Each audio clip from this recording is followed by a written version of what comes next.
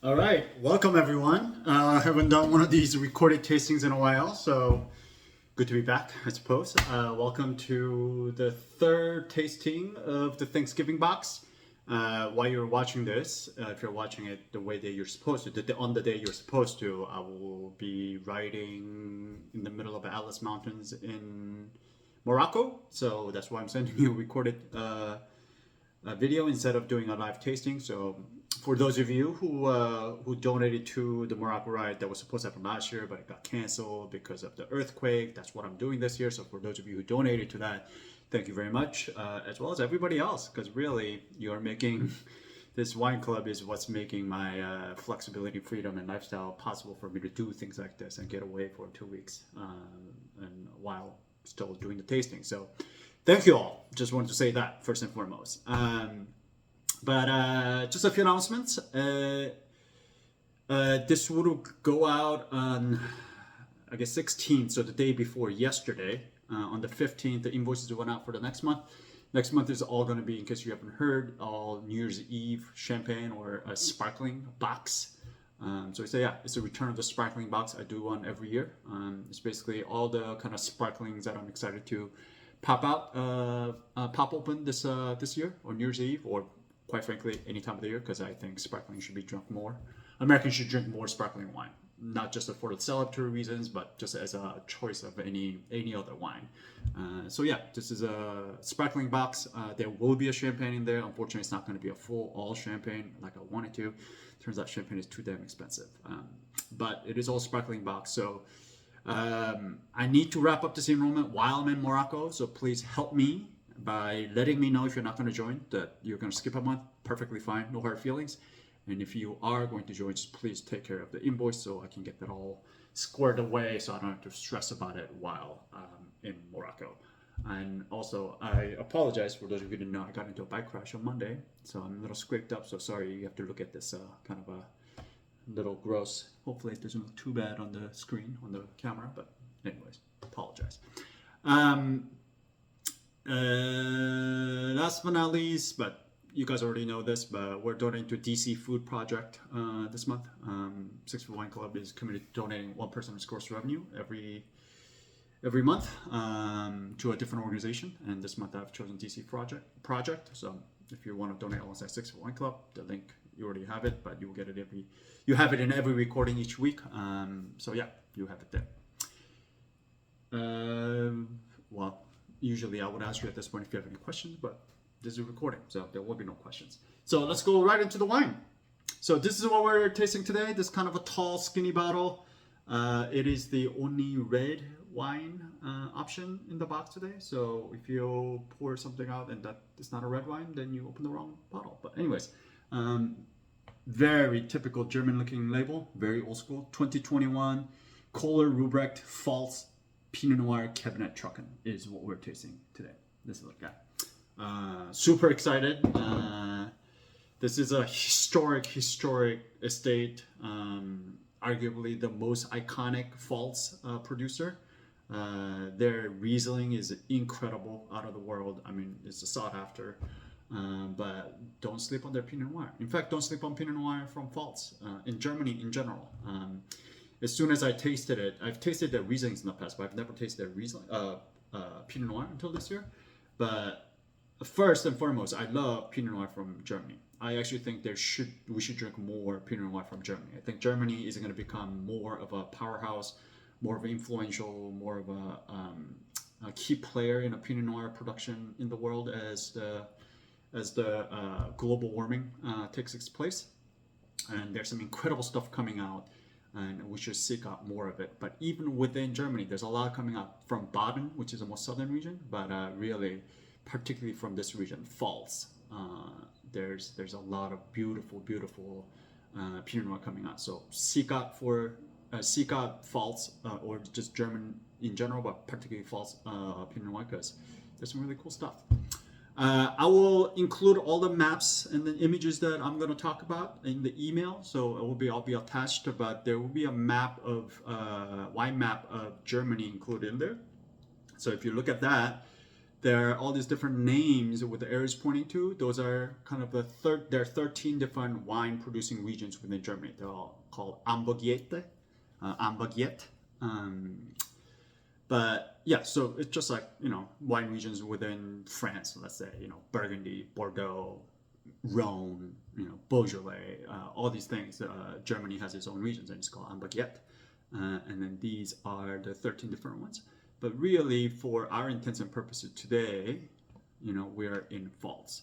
So we've done a Riesling box with all the Rieslings from Mosel. We've had some wines from Mosel, Nahe, featured some wines from Baden, Württemberg as well, and Rheingau, Rheinhessen. We did that in a second Riesling box 2.0. We've also done Franken. So really, we've done Nahe as well. So Pfalz is really kind of the outlier that we haven't really done. So we're going to Pfalz, that little kind of a green, narrow kind of a strip that stretches north to south, right by the Rhine River, on the kind of middle of Germany, just below Nahe and Rheinhessen. To the north is bordered by Rheinhessen, and on the south is bordered by the actual Germany and French border. In fact, if you cross that German-French border and continue into the French land, that's basically you're going into Alsace. So this is a kind of a continuation of Alsace.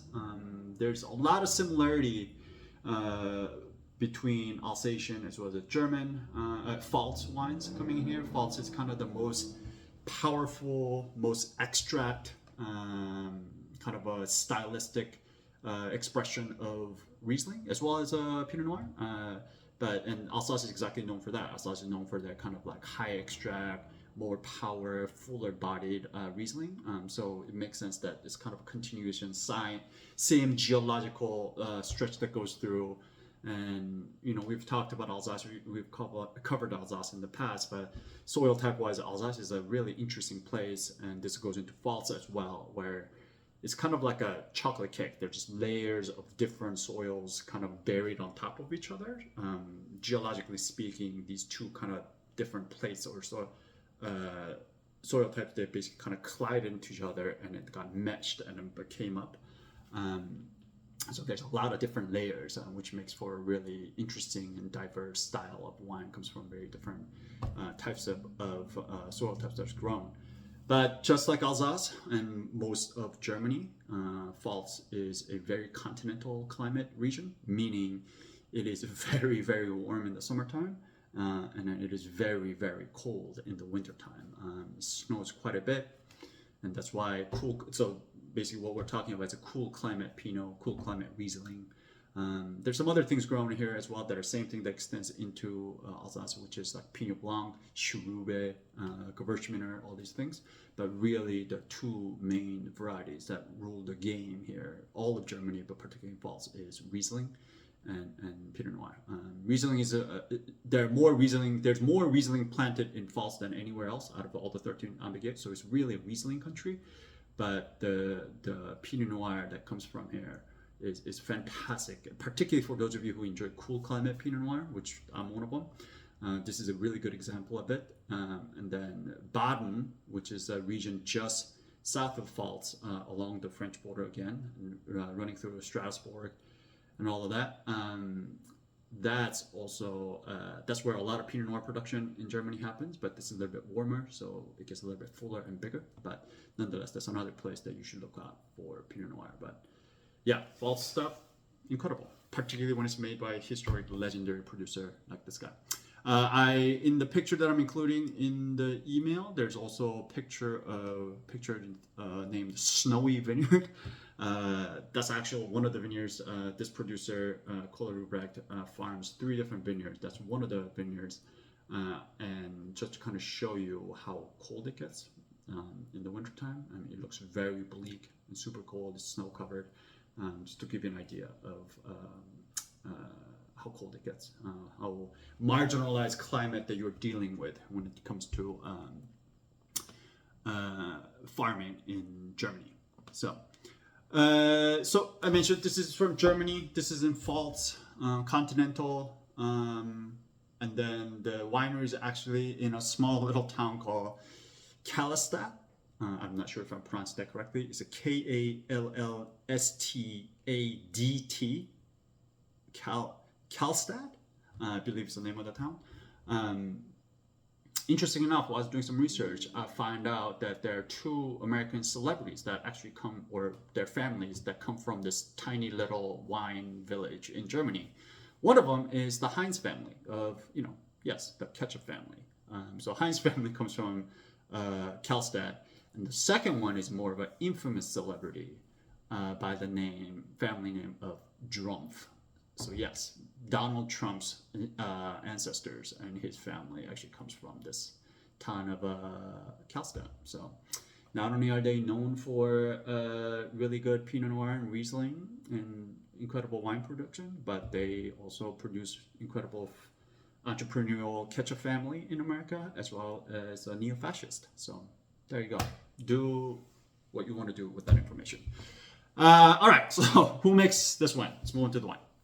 Koehler-Ruprecht is the name of the producer. Like I mentioned, historic estate, iconic. I mean, when you talk about Pfalz, we are talking about really, they're one of the top producers from not all of Germany, but particularly in Pfalz. This was really made, the work of how the Koehler-Ruprecht became like the world renowned was through the hard work of a previous owner named Bernd Philippi, and I'll include a picture of him in there. He has passed away. He's no longer with us, but it was really his work that put the family estate's name on the world's radar. But even before Bernd, this family has been making wine since 1680s. So I mean, you do the math. That's a long fucking time. Hundreds and hundreds of years, centuries and centuries. Family history going back to 1680, growing and making wine. But it was the Bernd Philippi's work over the last 30 years that really kind of brought his family's winery into the world recognition. His kind of biggest inspiration, Bernd's biggest inspiration was his grandfather. So we're dating back to early 1900s, late 1800s. The wine that kind of reflect the attitude and the style of winemaking, more akin to that era, his grandfather's style, rather than the new kind of a really precise stainless steel tank-driven, data-driven winemaking, which is what rules the land in Germany. So we're talking about very old school style, philosophically speaking. We're talking about the people, ultra traditionalists that want to hold on to that kind of old winemaking, old way of growing grapes. So what that exactly means is in the vineyards, we're talking about no irrigation, no herbicides, no pesticides. It's essentially chemical-free farming. They do some treatment for mildew only when it's necessary, very minimal amount, but it's not every year. But outside of that, really no irrigation, no herbicides, no regular kind of a chemical treatment used in the vineyard whatsoever. In the cellar, all the things we talk about in natural wine or minimal intervention wine, long spontaneous fermentation using only the native yeast, extended lees contact, not only just for the flavor, but texture as well as longevity. Nothing is ever really added or subtracted from the wine. It's kind of all the things that we talk about, and minimal sulfur only added after fermentation is complete, never before fermentation begins, just before bottling. It's basically kind of the winemaking philosophy, wine growing philosophy of this estate. Like I mentioned, Bernd has passed away, but even before he passed away, he had actually moved on to a different project. He had actually sold the property, the Koehler-Ruprecht, to a different owner. Before he passed away, he was doing a consulting project, making wine all over, not only in Germany, but in Portugal, South Africa, doing some consulting work in China as well. So he became kind of an international winemaker and wine consultant. But after he sold the estate to a Sauvage family in 2008, since then, a young winemaker by the name of Dominic Sona, young but seasoned veteran. He's been making wine for a while. He also worked with Bernd for a very long time. So he kind of has the Burns families, that ancient old school family making philosophy kind of built into his DNA. So upon being hired by the Sauvage family to carry on the winemaking at Koehler-Ruprecht, he vowed not to change a thing in the winemaking. So he's continuing on Burnt Philippines and his family's work. And then later on, a few years later, he was joined by Franzi Schmidt or Franziska Schmidt and Ulrich Meyer. By the way, there's a picture of these three folks that I'm attaching to the email as well.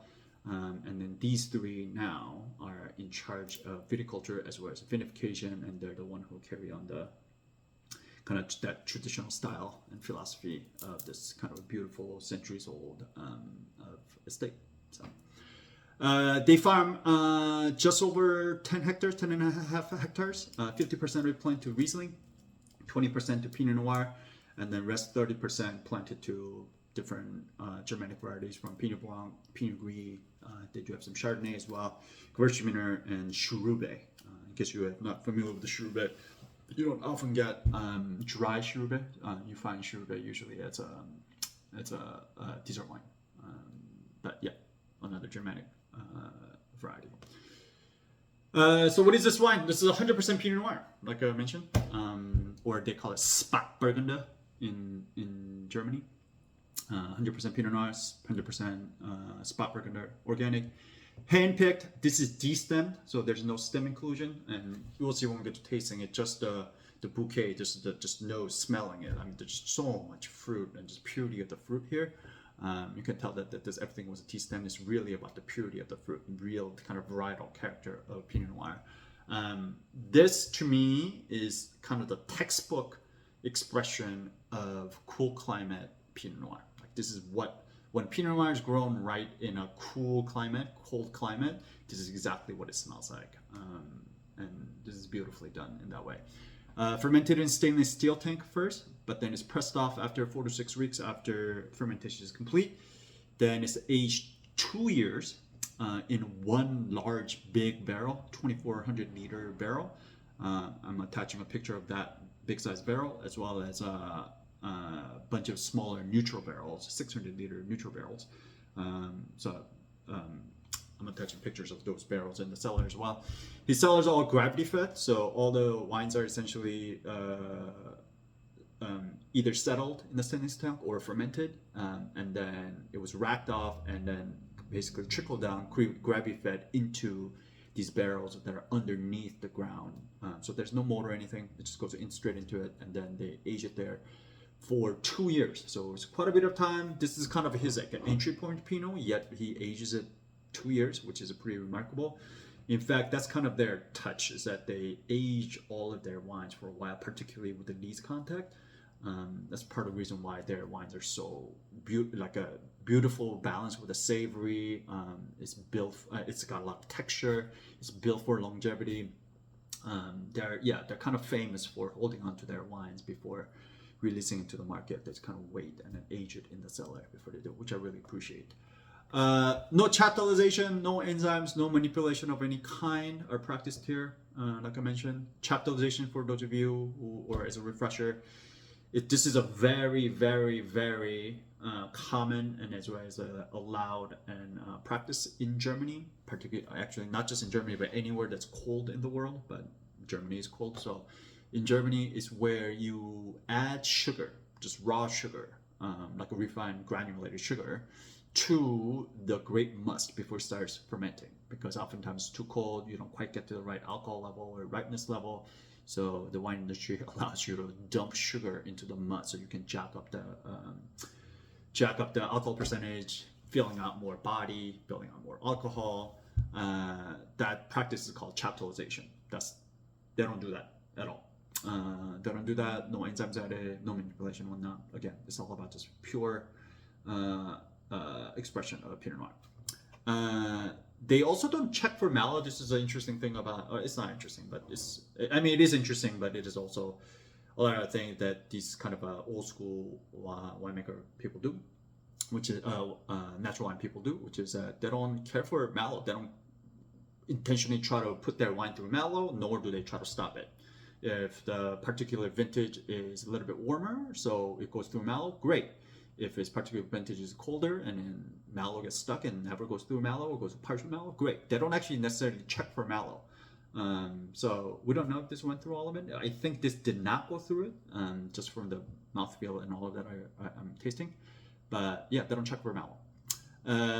This wine does get light filtration. It's not sterile filtration, meaning they're not filtering small, putting the membrane small enough that they're filtering out, yeast or any living organisms or microbes, anything like that. It's just to kind of it's a gross filtering, just to make sure that like big chunky like sediments and leaves are behind. So light filtration, but no fining whatsoever before bottling with a touch of sulfites is essentially what you have here. I've said this multiple times in the last 10 minutes or so, but this is an extremely old school wine. This is exactly how wines used to be made, in early 1900s, and they're just continue to do that practice without any compromise or any kind of change to any of it. So you're tasting kind of a piece of history, if you ask me, and I'm very happy for someone like Dominic and Franzi and for them to continue on this old school tradition and practice, so we can enjoy wines like this. In case you were wondering, because I wondered the same thing, you see how on the label it says 2021 Pinot Noir Kabinett Trocken. So Kabinett is a predicate, Predicatswein distinction. If you remember, refresher from our Germany box or Riesling box, right? There's Predicatswein, which is the VDP. Predicatswein classification, which they rank the wine by the ripeness level, sugar level, potential alcohol level. So Kabinett being the lowest. And then there's Spatlese, Azelese, Beerenauslese, Trocken Beerenauslese, and then there's ice wine as well. But it's basically going from Kabinett to Trocken Beerenauslese, the sugar level goes higher and higher. So Kabinett is the lowest level of sugar. Trocken means dry in German. So this is a dry, basically picked at a Kabinett level, sugar level. This doesn't mean that all that sugar is in there. It just means that it was picked at that sugar level, the ripeness level, when the berries were picked, and then it's fermented out dry, and hence the name Trocken. So this is a very old school way of doing this, but this way of writing it, like a Azelese Trocken. So the Koehler-Ruprecht makes Azelese Trocken, where they pick out Rieslings, pick that Azelese level ripeness, and then ferment it out completely dry. And then they'll write Azelese Trocken on the label. The VDP, if you remember, these are the private, it's not government sanctioned wine body, but these are all the private producers that got together, and these are the kind of standards, quality standards we're going to hold ourselves to. That body is called VDP. I'm not even going to try to pronounce what VDP is. You can look it up, but it is a mouthful of German words. So Koehler-Ruprecht is one of the founding members that helped create that VDP. But one of the things that they don't allow is that old school kind of writing, labeling that they used to do, which is things like writing Kabinett Trocken, Azelese Trocken, and things like that on the label. It's one of many reasons. There were some other cases that the Koehler-Ruprecht felt that the VDP was not quite essentially making the rules tight enough for quality control. So they actually ended up leaving VDP in 2012, I want to say.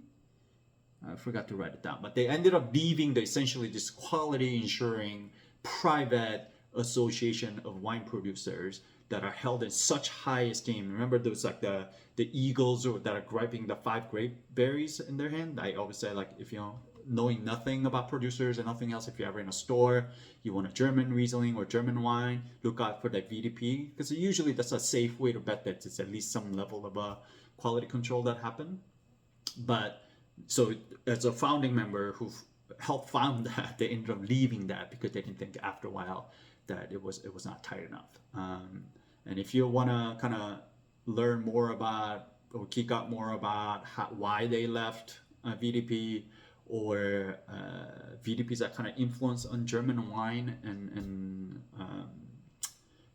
its quality control, there's a podcast called I'll Drink to That. In case if you didn't know, by the way, if you are a type of person that I am, and you want to like geek out, and it gets very, very geeky. It's a old New York City sommelier named Levi Dalton. He's the one who runs this podcast called I'll Drink to That. But he ends up getting some of the most sought after, well-known wine celebrities, essentially, wine names and producers in the world, and he gets to interview them. And it goes pretty deep. It gets pretty geeky. But there's an episode 487. I'll put a link in the email as well. But episode 487 of Levi Dalton's I'll Drink to That podcast with Dominic Zona, which is the head winemaker, kind of the GM of the estate, talking about that VDP, why they left, what VDP is doing, and that they disagree with, and all of that. It's really interesting. I listened to it while I was preparing for this tasting. So check it out if that floats your boat. If not, that's fine too. But yeah, if you're a wine geek like me, and you haven't heard of I'll Drink to That, I highly recommend you check it out. It's really good podcast. Levi does a really good job, both in terms of information that he shares as well as the kind of questions that he has. So yeah, cool stuff. All right, let's taste the wine. I've been talking too much.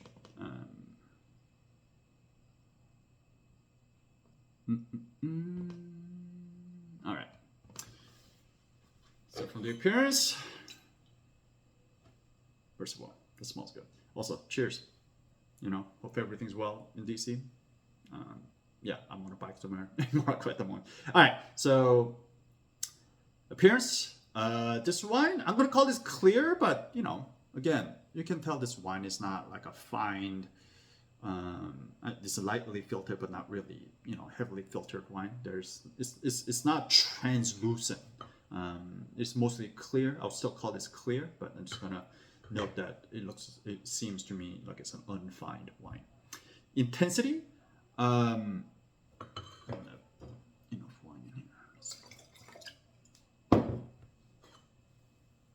Even now, I mean, it's it's like medium minus, maybe medium. I can see it pretty clearly. It's not like super dark. I'm gonna call this about medium minus, somewhere between pale and medium.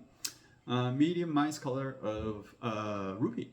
This is what I'm gonna call it. Maybe there's a touch of no, I'm gonna go with amber. I was gonna say maybe amber, but no, I changed my mind. I'm gonna go with the ruby. No other observation, no sediment, no anything else, nothing really comes to me except that I really like the color. I really like the kind of like this light kind of Pinot Noir. So nose. First of all, fuck. I feel like this is I was just talking about this in my vendor, but anytime you see somebody like universally in the wine world, when you're tasting wine, they smell, they go whew, or whew, wow. It's like a universal sign that it's incredible shit going on here. But yeah, this sounds amazing. It smells so good. This is exactly the kind of a Pinot that I like to drink, that I smell, but immediately upon smelling this, I'm like, cool climate Pinot. That's exactly what it's supposed.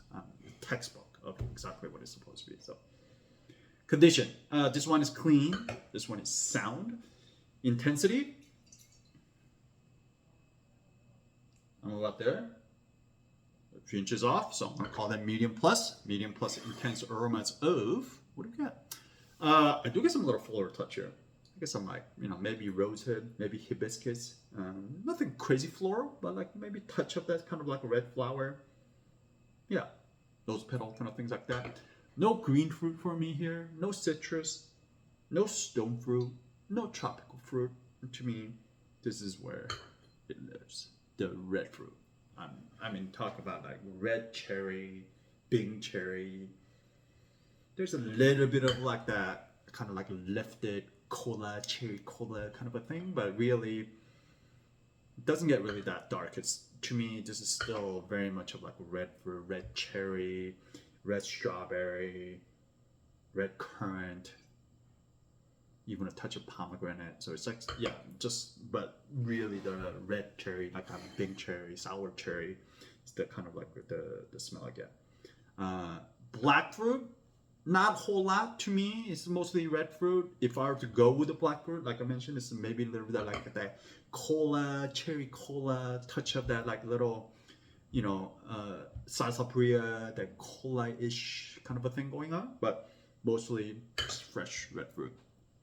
Dry cooked fruit, the character of fruit is here is perfectly ripe, perfectly fresh, nothing overripe, nothing underripe. It's just like peak of the season, beautiful, beautiful thing. Herbaceous and herbal and pungent spice, I'm going to kind of cover all of that.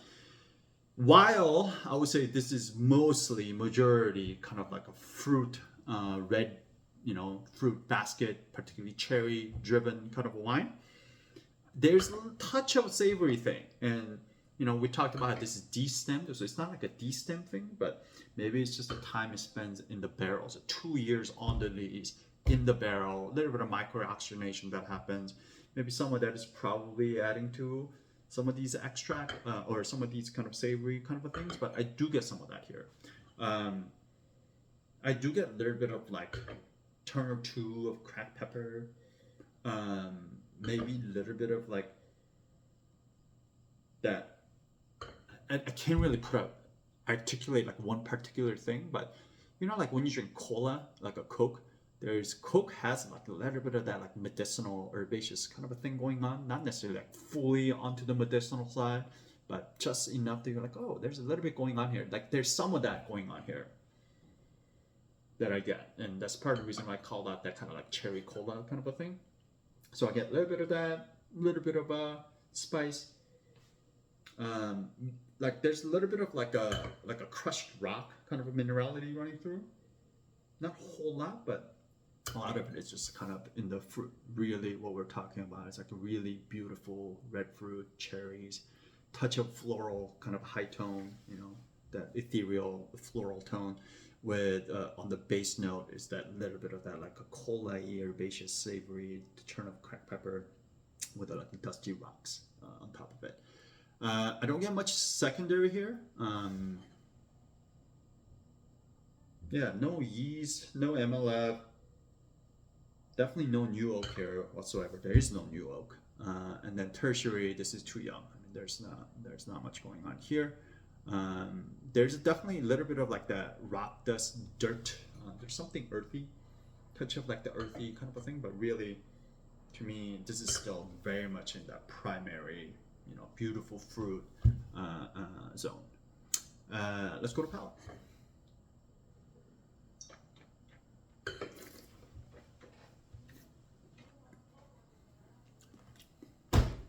Fuck, that's good. That is. I'm sorry. If you don't like that wine, we should probably reassess our friendship, or you should question why you are in this wine club, because I fucking love that. Like, wow. That is very good. That's a really good wine. All right, sweetness. Instead of just drinking it, pounding it, let's taste it. Sweetness. This one is dry. First of all, this is bone dry. There's no sugar left on here whatsoever. Done all the way out to Trocken. And then acidity.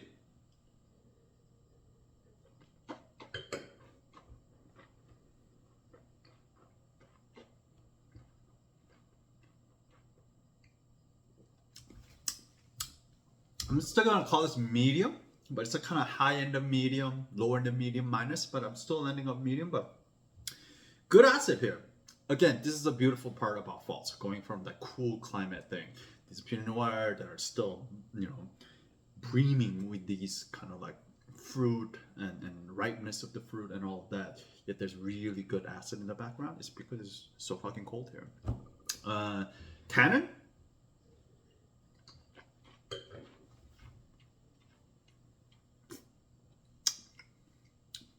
Very bit of tannin, not much. Call this like medium minus.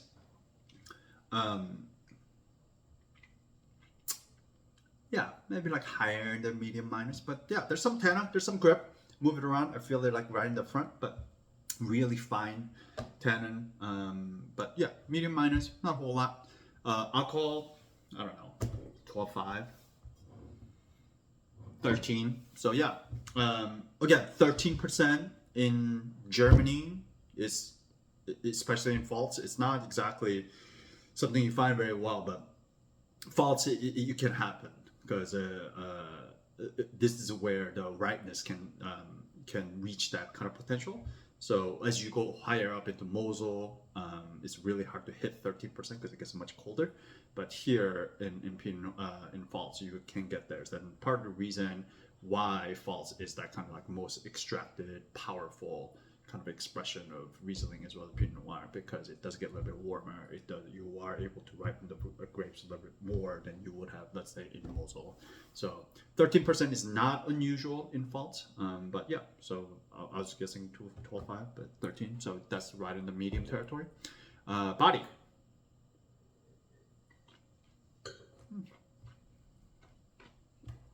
That's like right at 2%. I'm going to call that medium. Mousse, we don't have to talk about that. Flavor intensity, yeah, this is not dry. This is very, very expressive. All the fruit, the flower, the minerality, that kind of savory nature, the undertone, like all of that is breaming. Like it's coming out of the glass. It's not. I actually have a feeling that this is gonna open up even more with a little bit of air and time. So maybe decant it. I'll put that in the note as well, decant it or leave it open for a bit. But yeah, right now this is beautiful, really expressive, and all the things. I mean, all that touch of that rose hip, hibiscus, the kind of like red flower thing going on here. Beautiful red fruit, beautiful red cherry, tart sour cherry, a little bit of that like cranberry, maybe even strawberry, all of that. But cherry is really where it takes me. Really ripe, perfectly ripe, fresh, not overripe, not underripe. It's like the perfectly in season fruit with a touch of that like peppery, a little bit of that like cola-ish kind of herbaceousness that rock does. There's definitely some rock dustiness here. There's something earthy, which is beautiful. So yeah, and beautiful texture here. Like I really love just the mouthfeel of this wine. Like it's got like really high acid. Well, not high acid, but it's like got a good acid backbone.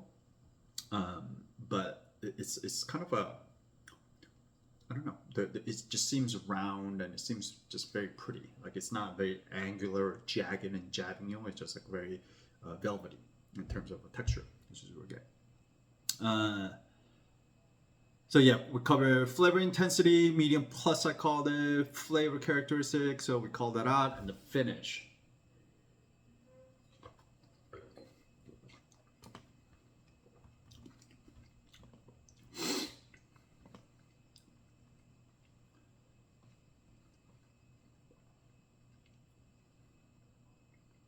Yeah, I'm gonna call it like a high end of medium, low end of, no, that's actually still going.